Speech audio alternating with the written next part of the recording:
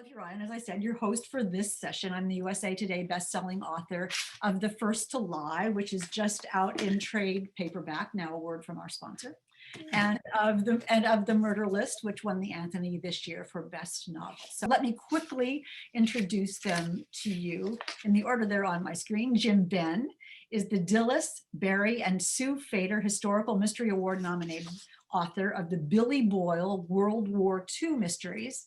His latest novel is The Red Horse, and the 16th Billy Boyle mystery, Road of Bones, will be out this coming September. Hold up your book, Jim. Let's just show that off a little bit. Yeah. Yeah, perfect. The Red Horse. Thank you for being here today. You're welcome.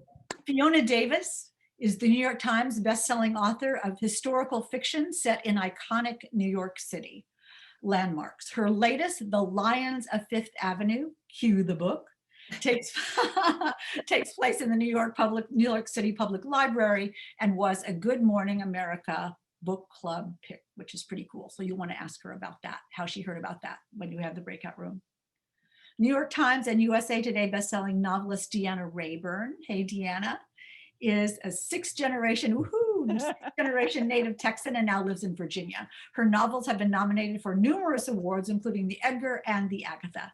Her historical fiction, A Dangerous Collaboration, was released in 2019.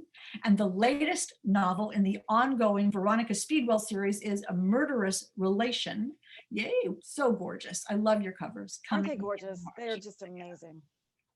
And Lauren Willig is the highly overcaffeinated, she wrote this, highly overcaffeinated New York Times and USA Today bestselling author of 21 works of historical fiction, ranging from Napoleonic France to Gilded Age New York to 1920s Kenya and pretty much every other place you can imagine. She's an alumna of Yale University with a graduate degree in history from Harvard, a JD from Harvard Law, 2 small children, and far more books than she has bookshelf. So yay, I mean, what a group we have today. And thank you all for taking the time to come chat with this totally full audience. Thank you all for being here today. This is standing room only if we had standing room, but whatever. Okay, so now we want to give you, play a little bit of 20 backroom questions, which we have these handy dandy gorgeous cards made up. I'm scared. I know they're the tarot. I told the panel they'd be easy questions, but they're really hard, like French stuff. Oh, yeah. Yeah. So the first question is for Jim Benn. What is a favorite place that you have? Not your favorite place on the entire planet ever, but just a favorite place. It's got to be the beach down here in Florida. When the sun's out, and you can walk in soft white sand and see nothing but water. I kind of like to be there right now, but I'm here with you guys, so that tells you how important you are for me. Thank you. And it's 55, you said. So is that? Yeah, I wouldn't go anyway. Yeah. So Lauren, is your desk messy or tidy? Unbelievably messy. There are archaeological layers of debris on my desk, and I get very annoyed if anyone moves any of them. Because you know where everything is, though, right? Oh, exactly. I know exactly where that Post-it note from 2009 is. I mean, I still have my dissertation notes on those floppy disks that were never floppy stored at the back of my desk. I mean, and that was from 15 years ago. So it's very scary. You've moved since then. Oh, yeah, 3 times since then, but the desk always gets reassembled in exactly. Because that's the way you'd know where everything is, right? You have to, that's self-preservation. Deanna, high school, love it or hate it? Okay. Or remember it? Vaguely. I'm 52, Hank. That was a long time ago. You're a baby. High school was great. Yeah, I mean, I was a student council kid, so kind of that mid-range of popular where it wasn't a horrible time, but I mean, I wasn't homecoming queen, so it was fine. It's over. I didn't peak then, so it's all good. Yeah, and that's all we can hope for. Exactly. Fiona, when do you feel the most creative? Ooh, what a good question. I would say in the morning. That's when if I have to write, if I have to create a new scene or a new chapter, that's when I do it. And then right around by 1 o'clock, which we're right past, my brain starts draining of all its information. So it's great to be able to do a social event like this, because right now, if I was going to write, it would be a mess. A writer of very little brain at 1 o'clock in the afternoon. We still have fun. We still have fun. Jim, what book made you want to be a writer?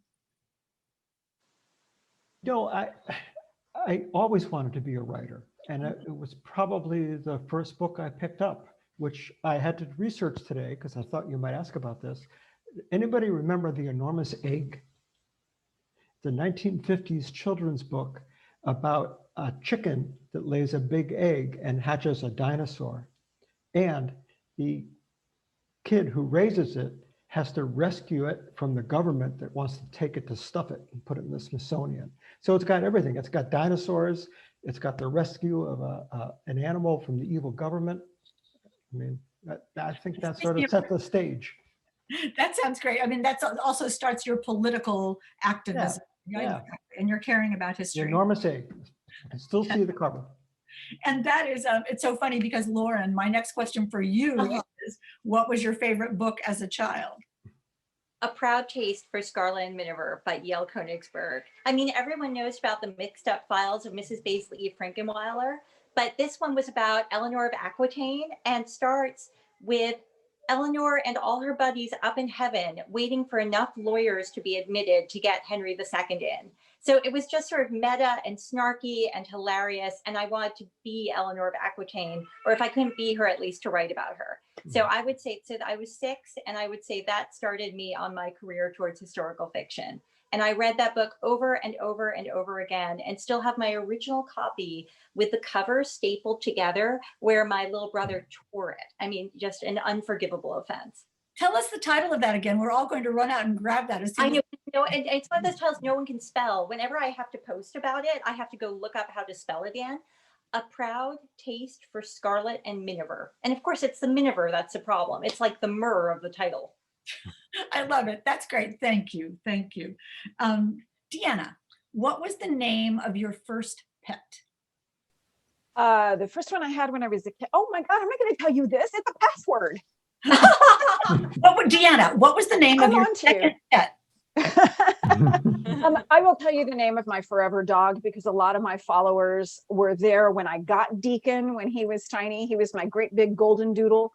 And we had to say goodbye to him about 1.5 years ago. And he was my forever boy. He would lay on my feet when I was writing, and he was just a very good dog. So And his name was Deacon. Deacon. Yep. Okay, all hail Deacon. Up in heaven waiting for enough lawyers to something. Wearing Miniver. Exactly. Fiona, do you ever read books twice? No, I tend not to. If only because there's so many books coming out these days that I feel like I can barely stay abreast of what's going out now. And you know, so that it would be such a luxury to do it, and maybe on vacation, but for now it's just charging ahead full speed. Jim, where did you grow up? I grew up in Connecticut, a little town called Plantsville. Kind of just, you know, not quite suburbia, but not quite farmland either. And it's a great place to grow up. I still know a few people there. And but I like Florida. I got to tell you, no more snow. Yes, I understand. Lauren, what is the first thing you remember writing? The first thing I remember writing was the first full novel I remember writing was a mystery novel I wrote when I was 9 called The Night the Clock Struck Death. And it was very high concept. Wow. That's a great title. Yeah. Thank you. I was so proud of it. Wait, the idea was there were twin girl detectives, because if one girl detective was good, 2 girl detectives had to be better. And, you know, spoiler alert, the bad guy was the algebra teacher. Anyway, so I sent it off to Simon & Schuster, and that was my very first official publisher rejection letter. They must have been, I mean, they must have been affectionate and endearing about it. Did they say anything? No, it was a printed form letter, although, you know, with got the 200 handwritten pages, they must have been like, what the hell is this thing and why can't the child spell? So, Oh, I mean, no, they thought it was adorable. They must have just thought, you should send that in again, or at least find out who the editor was who rejected that. my agent would probably have a heart attack. That's so great. Deanna, are you a morning person or a night person? Morning. Absolutely. I bounce out of bed and I'm good. And like Fiona, I tend to crash about 1 o'clock and I do not write at that time. And I get a second wind early evening, but then I'm in bed by like 9 o'clock. I like 9 hours of sleep a night. I'm just, yeah, I'm not a party girl. I can't do it. Never have. That's good. That's so fabulous. Morning person, huh? Okay. And Fiona, for you, do you read your reviews? I will read reviews from newspapers or things like Kirkus or, Library Journal. I won't read Amazon or Goodreads reviews just because there's so many that I'll check the rating definitely, but I won't read all the reviews, maybe the top ones. But it's just, the thing is, you end up remembering perfectly the bad reviews. You remember them word for word. And the good ones are sort of like, oh, well, that's nice. And I think there's something in our brains that kind of takes the things that are bad as important because possible danger or something. And so I just don't want to have those, anything mean in my head as I'm writing the next book. Right. Just why have any negativity at all? And I've been very lucky. They've all been lovely. So I'm very lucky. I'm very happy about that. Great. It's always a juggle. It's always a juggle. Speaking of reviews, though, we do want to know what you all are reading. And we did ask you, not as a surprise question, but a prepared question, what book you would suggest this wonderful group of readers pick up or look at. Jim, what book would you suggest? Are you recommending? Well, a little while ago, I finished this book by this guy called Homer. And really, what's important here is the translator. Emily Wilson is the first woman to have translated the Odyssey. This came out last year, I think.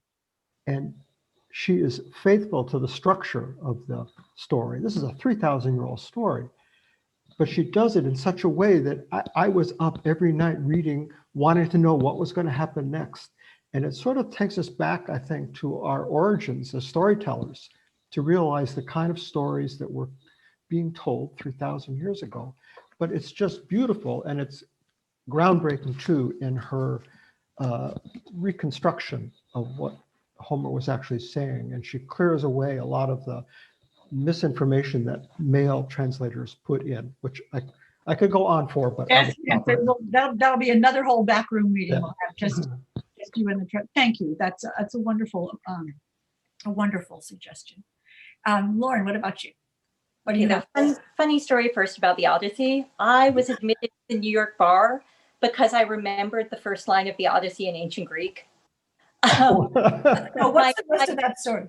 My character and fitness interviewer for the New York bar saw on my resume I put down ancient Greek. And he said to me, fine, if you really speak it, recite the first line of the Odyssey to me in ancient Greek. It was one of the few things I actually remembered. So I recited it to him. And he's like, fine, clearly you're fit to be a lawyer. And that was my whole character and fitness interview for the New York bar, was reciting Androi Enepe Musa Palutropon. And like, my grade ancient Greek class, or else I would never have practiced law in New York. But anyway, so my book, now that I got that crazy story. No, but that's great. That's one of the, and I don't think I've never heard anybody say, funny story about the Odyssey. I just don't think I've ever heard anybody say Start a meme. Everyone will have their own funny stories about the Odyssey. It's better than some of the things. So Lauren, what book do you recommend? So I recommend The Midnight Library by Matthew Haig. Unfortunately, I don't have it physically to show you because I've been doing most of my reading in the dark on a Kindle next to my 6-year-old's bedside as she refuses to go to sleep. But anyway, it's one of these wonderful books. It's about all the lives you might have had but didn't. It's a woman who's feeling suicidal. She thinks she has nothing left in her life. She's made all the wrong choices. And she winds up in the Midnight Library where all the books of all the possible lives you might have had are shelved. And so she gets to dip into these thousands of other lives. And of course, I won't tell you what she finds out in the end, but I think for any of us who have ever in our lives, which I think is all of us, including us, thought, what if I'd done X, Y, or Z instead? This is an amazing and reaffirming and reassuring book. So go out, read it. You'll love it. It's really good to read in the dark in a Kindle. Deanna, what do you have for us? I am a rule breaker, so I'm actually going to recommend two. The one that I sent in was Camilla Bruce's In the Garden of Spite, which is a brand new release, and it is, I got it last year to blurb, and it is phenomenal. If you're familiar with serial killers in history, you know the men. This is a novelization of Belle Gunness, who was an American female serial killer. And it's chilling, and it is so phenomenally well done. I raved about this book. It's one of the best things I've blurbed literally ever. Loved it. The other one is right up there, is Oyinkan Braithwaite's My Sister the Serial Killer. So there's a theme here. There's a theme. There's a theme. I read this one on a beach last year in St. Kitts, and it was just the perfect read. It's a fast read. It's about a young woman who is stunningly beautiful and a little murderous, you know, as you are. It can happen. It can Yeah, happen. and they're fantastic reads. So highly recommended. Thank you. Thank you. And Fiona. Yeah, so the one I recommend is The Mystery of Mrs. Christie by Marie Benedict. It just came out. It hit the New York Times list at 8. I think it'll show up next week. And it's a gorgeous cover. But it's by Marie Benedict, who's really great at finding historical fiction, women in history, and then creating works of historical fiction around them. And Agatha Christie, true story, went missing for 11 days. No one knew where she was. Her car was found running next to a very deep pond. It was a cold night. Her coat was left, kind of lying outside it. No one knew where she went for 11 days. And later she never spoke of it. And so Marie Benedict has taken that time and created a fictional account of what might have happened. And so it's that perfect mix that I love of historical fiction and historical fact put together to really illuminate what she might have gone through and what she was like. Wasn't that fun? We hope you enjoyed that taste of what a backroom session is like. But more fun comes immediately afterward. That's when the audience is broken up into 4 breakout rooms, and each author in turn visits each room.